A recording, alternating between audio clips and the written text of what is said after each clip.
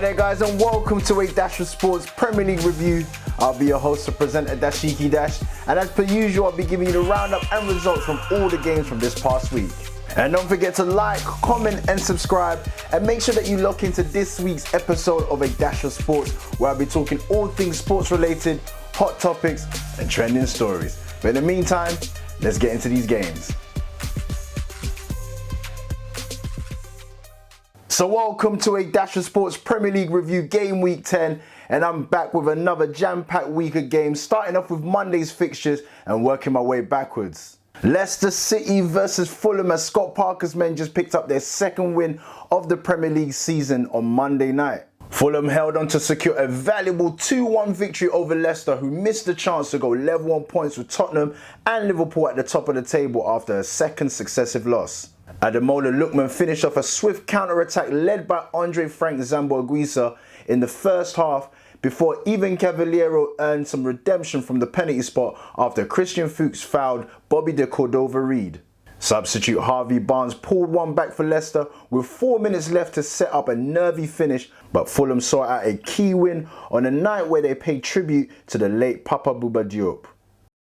With that being said, I want to just extend my heartfelt condolences to the Bouba Diop family, friends, and for those who were affiliated and associated with the late Senegalese footballer, who was larger than life and also large in stature, as he wasn't named the wardrobe for no reason. And my earliest memories of Papa Bouba Diop was in the World Cup 2002, Senegal versus France, in that grudge match, if you remember. As we all know, the history between both countries, with a lot of Senegalese players either playing or applying their trade in France. So that was a massive game, with Senegal actually winning. And as I remember, Papa Bouba Diop scoring a goal as well. And then they went in the corner celebrating as a team with a dance, and some absolute great memories there.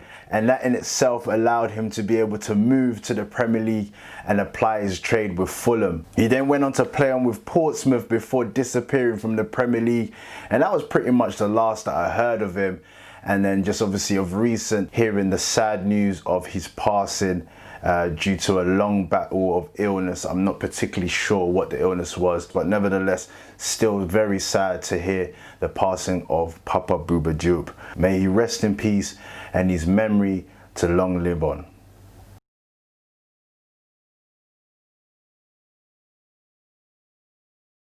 And now moving on to the next game, the late kickoff of the evening, the match that's always been famously dubbed as the Battle of the Clarets, West Ham versus Aston Villa, as the Hammers won 2-1 to climb up to 5th in the Premier League table after making it 3 wins on the bounce against Aston Villa.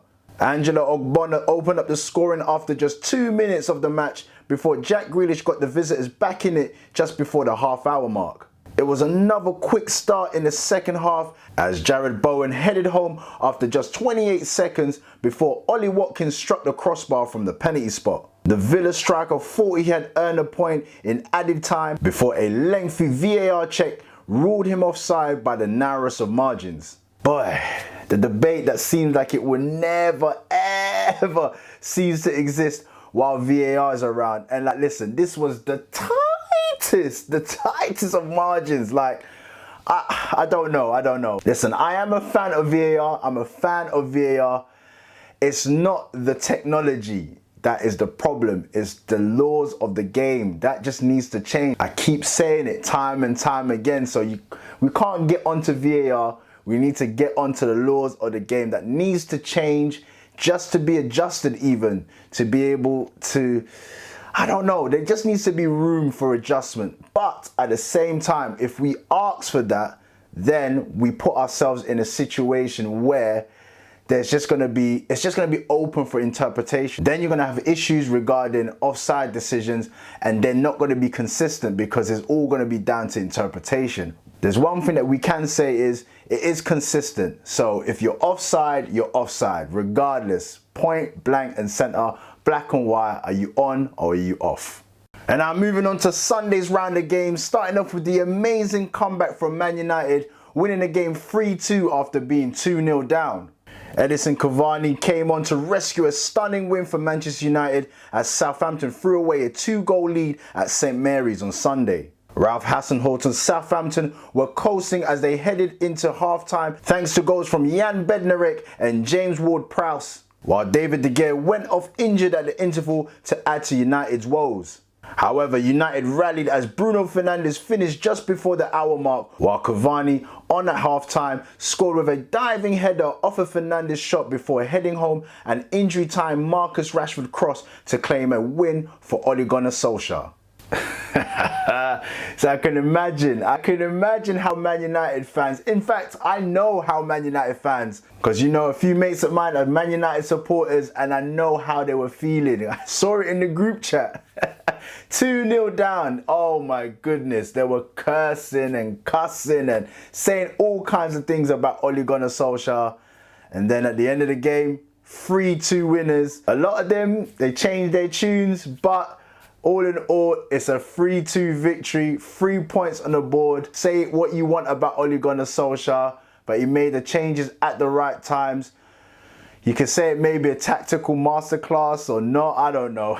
A change in personnel, let's just say that. And it paid off. A true number 9 in Edinson Cavani, although now he's landed himself in some hot water with some comments that he made on his Instagram post, which, man, I don't really want to get into, but let's just say we just got to leave all that kind of racial or racism kind of talks or remarks just out of the game, out of society. Just, yeah, regardless of whether or not he knew what he was saying or not, it just, yeah, there's no room for it, basically. So hopefully, you know, the FA act accordingly and some type of punishment is obviously brandished, and then he moves on from all of that. But all in all, he came on to save the day and earn all 3 points for Man United.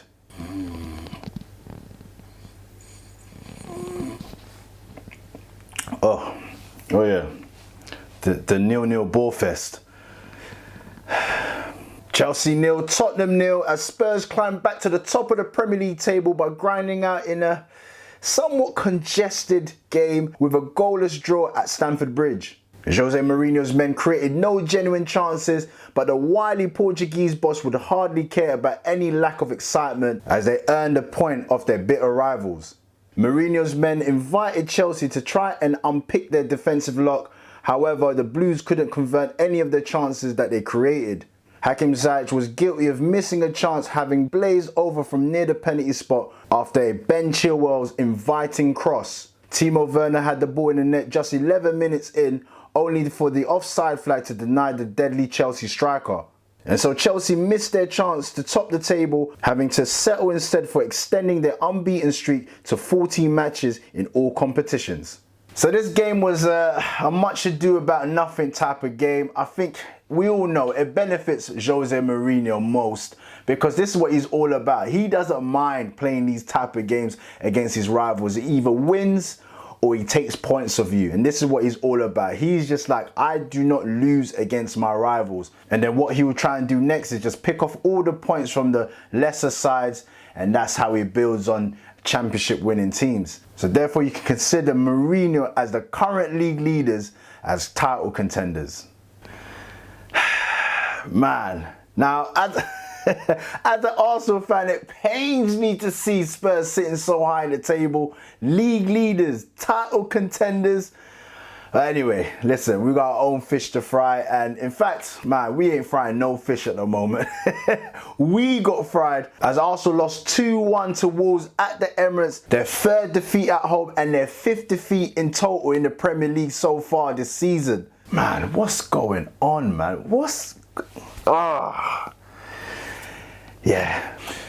Stay calm, don't panic. Don't panic, don't panic.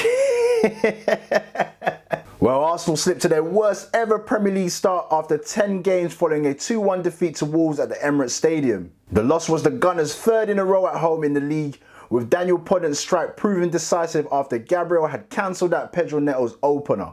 The game was marred by a terrible clash of heads between Wolves striker Raul Jimenez and Arsenal defender David Luiz in the 5th minute. Jimenez was stretchered off and taken to hospital after receiving treatment for 10 minutes on the field, while Luiz played out the first half heavily bandaged before being substituted at half time. Since then, it's been reported that Raul Jimenez suffered a fractured skull, but seems to be in good condition after a successful surgery on his skull. And David Luiz also played the first half with a bandage on his head and was leaking some blood as well during the game, finding it hard to header the ball, which then meant that he was substituted at half time, which is now being called into question, the protocols in regards to dealing with head clashes and head injuries. Should players continue the game after having a head clash like that? I felt like the way David Luiz continued, and you can clearly see that the blood was still pouring from his head.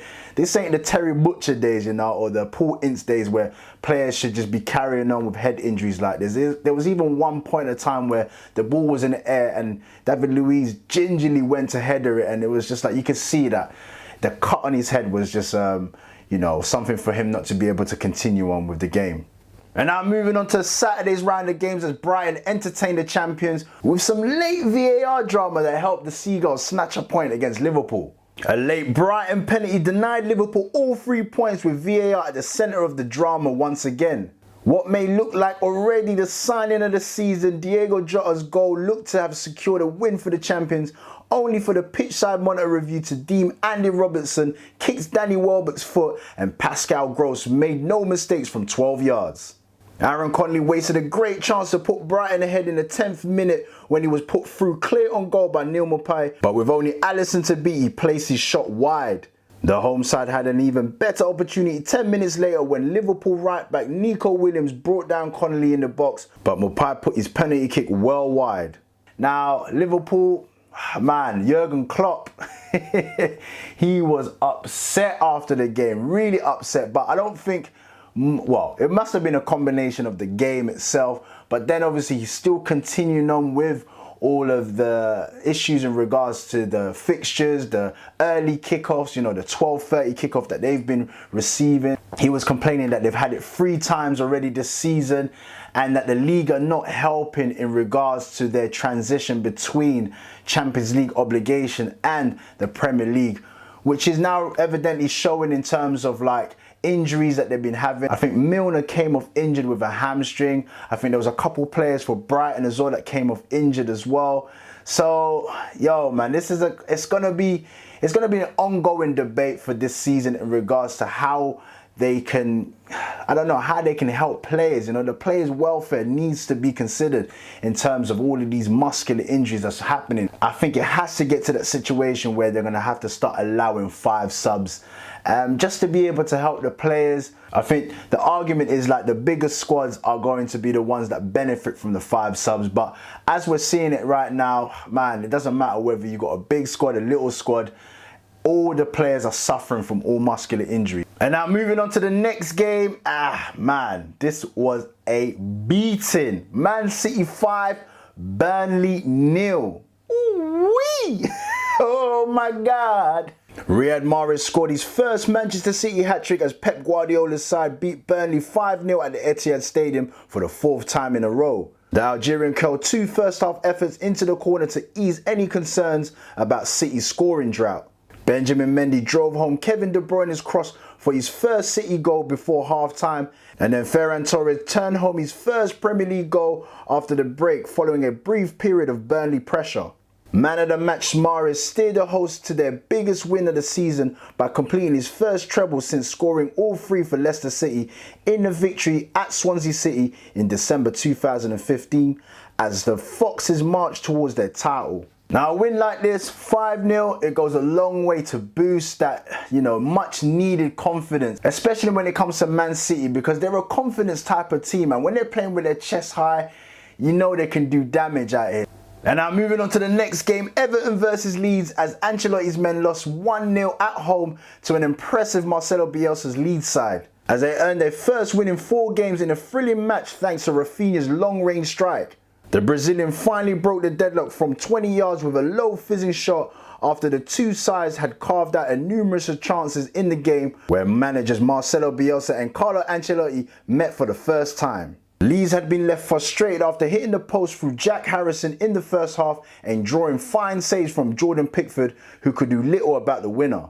Leeds will also point to their attacking approach and keeping the league's top goal scorer, Dominic Calvert-Lewin, in check. Everton now slipped to their 4th defeat in 5 games, making their unbeaten start to the season seem like a distant memory. Now, I did say this. I did say this about Everton. If their first 11 stop performing, then yeah, you're going to start seeing Everton falling by the wayside. But maybe if Ancelotti is able to tweak a few things here and there, he'll be able to get them playing again. So, hey, there's still plenty of games to be played. It's just the fact that they had an amazing start and now you can see the dip. Maybe going into this December period where the games come thick and fast, they'll be able to pick it back up and try and get these points again. And now moving on to the next game, West Brom versus Sheffield United. Now, if there was any two teams that needed to get points off each other, this was the game. This was the game. But fortunately enough, it was for West Brom, winning 1-0. And man, Sheffield United, you're struggling out here. Conor Gallagher scored the game's only goal when he drove through a crowded box early in the first half. Sheffield United rallied late on as they looked to get their first win of the season, but a mixture of fine goalkeeping by Sam Johnston and poor finishing means that they remain bottom of the table with just 1 point. And this is the 1 point that Jurgen Klopp has famously mentioned that Sheffield United only have this season. And like I said, I can't wait for the Liverpool-Sheffield United game. But at the moment, Sheffield United, man, yeah, man, it's looking real dire for them, man. It's real bad, really bad. Chris Wilder, man, what's going on? Now, I know that Sheffield United are not going to sack Chris Wilder because he is one of their own. But, yo, man, you're never too good enough, or, you know, loyalty does go out the window sometimes when the results don't come. And this is a results business. So he's going to have to buck up his ideas, try and change things up and try and get these games under his belts and try and get these points under his belt. And last but not least, moving on to the first fixture of game week 10, Friday's game between Crystal Palace and Newcastle. Steve Bruce's men stole the points at the depth, with Callum Wilson and Joe Linton scoring late at Sellers Park, winning 2-0. After a lack of quality from both sides, Joe Linton combined with his strike partner and put the former Bournemouth man through on goal. Wilson, with only Vicente Gaeta to beat, slotted home his 7th goal of the season, and then there was still time for the Magpies to grab a second to wrap up the points. Sean Longstaff passed into Joe Linton's path and he cut inside Scott Dan and saw his effort deflecting off Gary Cahill to make it 2-0. I think the best thing for teams like Newcastle, Crystal Palace is when you win, you got to get the other win on the bounce, you know what I mean? Get a couple of wins under your belt, get a couple of wins on the bounce so that you can build momentum. All of this stop-start business is what gets fans highly frustrated. But at the moment, out of the two teams, out of the two managers, Roy Hodgson and Steve Bruce, it's Newcastle that are going to be the happiest. Steve Bruce smiling with all 3 points. So before I end the show today, let's just look at the league table and see how it stands. Now, when you look at the league table and you check out the points, you can see that Spurs and Liverpool on 21 points. And you can go down as far as Man City, who are sitting in 11th on 15 points. And that's only 6 points, a gap. That can easily be clawed back. 2 games in it. And we're going into this December period where, you know, the games are going to come thick and fast. So you can always claw that back. So who knows? Who knows? We're going to see. This league is far from done. You don't win anything in December, but the games are going to be coming thick and fast, so you're going to need to be putting the points on the board. And let's just see what happens, man. Let's just see what happens. And that's a wrap for today, but let me know if there's any standout moments that you enjoyed or you didn't enjoy, or if there was any games that you liked or you didn't like. For me this week, I would say United's comeback. Losing 2-0, they were 2-0 down and they come back to win 3-2 with 2 headed goals from Edinson Cavani. I like that. You got obviously Man City beating Burnley 5-0 with a hat-trick from Mahrez. The 2 games that I didn't enjoy, obviously Arsenal losing 2-1 to Wolves at home. Another home defeat, 3 home defeats in the Premier League so far this season. Not good enough. And then you got the bore fest, Chelsea versus Spurs. That game was absolutely boring, so Those were my standout moments. But anyway, let me know how you felt about game week 10. Did your team lose, win or draw? And how well are they doing so far in the season? Put your comments down below and let me know. And come on, man, Arsenal, please, please. You gotta fix up, man. You gotta fix up. Anyway, don't forget to like, comment and subscribe. Also, if you need further information about future episodes or just your day-to-day sporting updates, come check me out on Instagram, and I'm also on Twitter, which is a dash of sports. I'll put it down below here, dash of sports, and I'll also leave it in my description area. Don't forget to check out my brand new episode of the main show itself, a dash of sports, which will be episode 33 now. So you can go and check that out. I'll leave the link in the description, and also make sure that you press the notification bell so that you don't miss out on any future episodes. Like, comment and subscribe. Smash that like button, comment and help me get these subs up. I truly appreciate it. And until the next time here on the Dash of Sports Premier League review, peace.